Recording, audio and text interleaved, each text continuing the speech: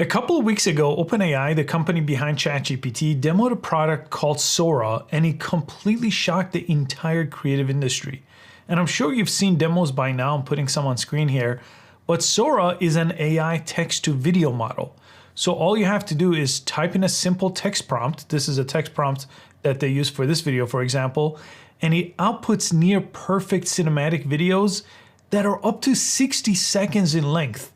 The previous models were basically 4-second video generation models that kind of fell apart even at the 4-second mark. So this was just a gigantic leap. And in a few examples that really surprised me, they made an entire trailer with a simple text prompt that had all the shots and all the editing too. It created the entire trailer, including all the cuts the editor would make. And I remember when I first got the notification, I checked out their website, I saw that first demo, I looked at it maybe 10 different times, and at first I was shocked, then I was blown away, I was inspired, I was terrified, all at the same time. I just really never had any type of feeling towards any kind of tech before like that. So after a few moments, my first thought, and many people's first thought was, well, is it all over? Is video creation over? Is filmmaking over? Is it all just gonna be some text prompt into a finished TV show, a commercial, corporate video? So ever since that day, I've been thinking about it pretty much nonstop. So let me share my thoughts with you. And I have a few different plans that I think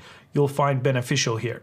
And if you haven't seen my video before on this channel, my background is I run a video production company. So we do commercial and corporate work. And I also have a different media business that creates content on YouTube, on e-learning platforms. Those are educational content. I've been doing that for about 7 years or so. And then on top of that, I've been teaching AI through that education company for about a year. So I have kind of a mixed feeling about this. A few days ago, Tyler Perry gave an interview that I found really alarming. He said that he's putting his $800 million studio expansion that I think he's been working on for 4 years on hold because of Sora. People are making these kind of decisions already, and we still don't have access to Sora just yet. And I watched a few other clips from different YouTubers. MKBHD had a nice video about it, but I found Andre's video, Andre Jake. If you haven't seen his videos, I'll link that below as well. But he has one video specifically about Sora, where I think he had some relevant sound bites for filmmakers and videographers.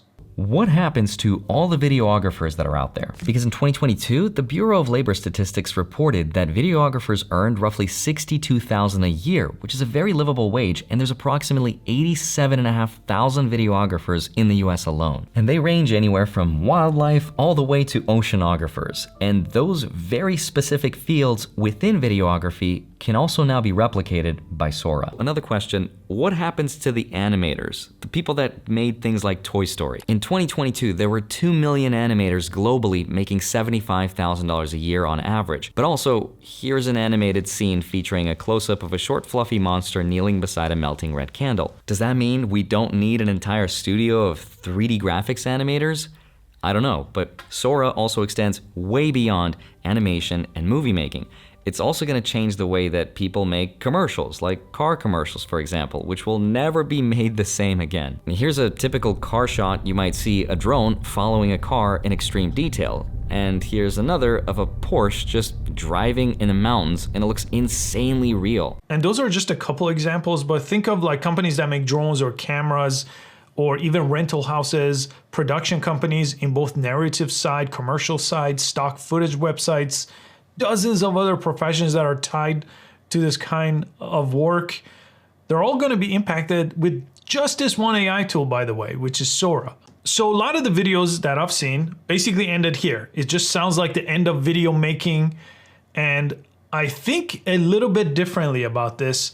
And I personally think this might be a really incredible opportunity, specifically for people like us, that I think we've ever had. Let me explain. So when I first started as a cinematographer around 2007 or so, I was straight out of film school and I was working a lot of different gigs. But one of the bigger gigs I had was working with professional photographers. I had this gig where we traveled the country and we created educational content DVDs at the time with some of the world's top photographers teaching their techniques. An interesting thing happened at that time.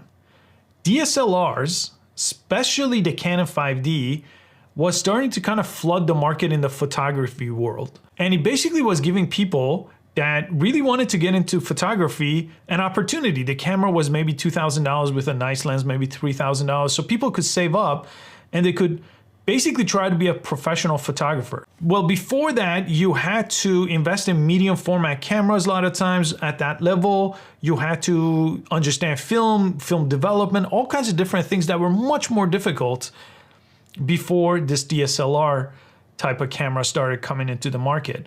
Now, the veteran film photographers that I was working with, they basically refused to think anything was changing. They just refused to see that side. They just kept saying, digital photography is just a hobby.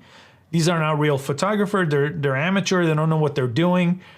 And they just thought it would have no impact. And some of the big companies like Kodak also kind of thought the same thing, right? But just 2 years later, just 2 years after this happened, photographers that I was still working with, a lot of them went from making minimum $2,500 to $5,000 day rates as a photographer, and they couldn't really get a single gig. They couldn't not only get a single gig at that rate, they couldn't get a single gig altogether because the new photographers with their 5Ds had completely saturated the market in just 2 years' time. And it changed everything forever in that little photography world. A lot of the photographers I knew didn't work again. Some of them had to even retire. Some of them went to entirely different industries after that. So around that time, because it was my first time buying the 5D Mark II, I think around 2008, I was able to create videos that also looked 10 times better than anything I had shot before. It gave me an opportunity to compete with much larger production companies. So the veteran photographers and veteran production companies just didn't see this coming. And I've talked to some of them years later, and they still regret it to this day. They just can't believe they were so blindsided, basically. I've gone through 3 or 4 different shifts like that in the last 15 or 20 years of being in business. And when I first used ChatGPT in 2022, in December 2022, it was so obvious that it was going to change everything. And this time it was going to probably be 100 times more disruptive than anything I've seen before. Now, as the content creator side of me, I thought it was over then. I was depressed for a couple months. I didn't even try to utilize any of it. A little bit later, I used Midjourney and then I used Runway, and I realized, well, our career might be at risk, especially when Midjourney started getting good with text to image. Runway's still not quite there yet, but he started doing some things that I just couldn't believe. And my career the whole time as a cinematographer, as a video production owner, as a content creator, as a filmmaker, it was all at risk, right? And Sora is basically what made it real obvious to everyone all of a sudden, right? It was that 100x leap from where we were before pretty much overnight. So last year I made some major changes as soon as I realized this is inevitable. And that was very obvious. In the previous examples, it wasn't as obvious. This time, it was as clear as day to me that things are not going to be the same anymore. So my production company, the way we've been doing things, I put a lot of that on autopilot. Nothing has changed there yet. We're still doing things the same. I think in the near future, we're still gonna do things the same. But I wanted to basically have my producer run the production company as much as possible so I could focus a lot of my time at the office learning everything I could about generative AI. I wanted to learn all the different apps. I wanted to see what's possible. I wanted to be on the cutting edge. And because of that, I just created a whole new AI company that teaches entrepreneurs and creatives basically how to utilize it. So as I was learning it, I started hiring a ton of people. I built out my team. That's called Skill Leap AI. And that became a majority of my focus for the last 12, 13 months or so. And then I started exploring opportunities to utilize AI to finally get my movies made. So scripts that I've been sitting on for over a decade, I've had no plans to make them whatsoever. Now, all of a sudden, we had an opportunity where I was like, wait a minute. We could create trailers and pitches, basically, to show these ideas to Hollywood producers. We'll just throw them on YouTube, we'll put them on Facebook groups and see what happens. And he's already had incredible results. We're getting reached out to by all kinds of people that are real well known in the industry just from that. So we also begin teaching our process to other creative people too, that might want to take advantage of the same opportunity. But if you're a videographer, if you're a cinematographer, if you're a filmmaker, content creator, any job that requires video creation of any kind, this is what I recommend. Even though it seems completely terrifying, it's completely uncertain, we don't know where we're gonna go from here, I think this is the best opportunity we've ever had to reinvent ourselves and also to be on the ground floor of something brand new. At this point, I'm sure Hollywood is going to give their best fight and try to do something that doesn't affect everyone all at the same time, right? But usually when the genie's out of the bottle with this kind of tech, especially generative AI now, where the biggest companies in the world have gone all in on it, it's pretty much going to be impossible to put things back. So I see three major opportunities that I wanted to share with you. This is kind of my optimistic approach in actually trying to utilize this technology. So number one, if Sora or a different AI can make an entire film, it makes filmmaking accessible to everyone. But here's where we have a major leg up as storytellers. If you've ever worked behind the camera or in front of the camera or did any type of video creation, you already understand some aspect of storytelling. If you're a filmmaker, obviously, that's the thing you understand the most. The technical aspect of filmmaking and the massive cost to produce a film will no longer be a bottleneck, okay? So what I've done is I've created that film studio where we are basically using AI to create shorts, different scenes, and mainly trailers and pitches to get us in the door, in the traditional Hollywood door. And I think we're near the time where we can even make AI-assisted films with real actors.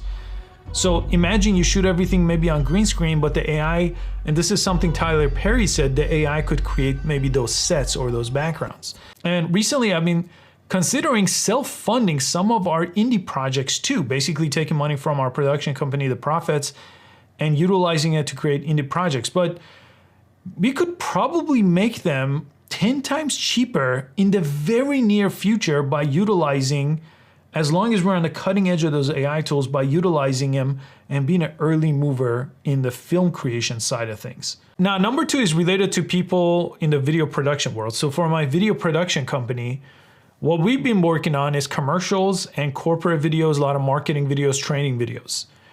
And we are already starting to offer different offerings to our clients that they've never had before.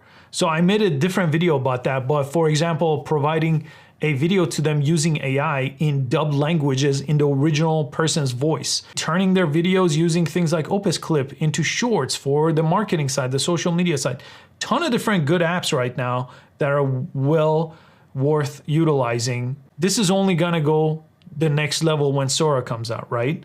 So if you really think about what we were providing people or corporations in the commercial world, in the corporate world, they were actually always paying us for the video's result, not the video itself. They didn't care about the video production, right? You had to obviously look the part and you had to look professional and you couldn't make them look bad, but they really only cared about the result the video brought to them. Maybe productions will change. Maybe they won't exist at all in the future and we'll all be prompting away what video we want to see.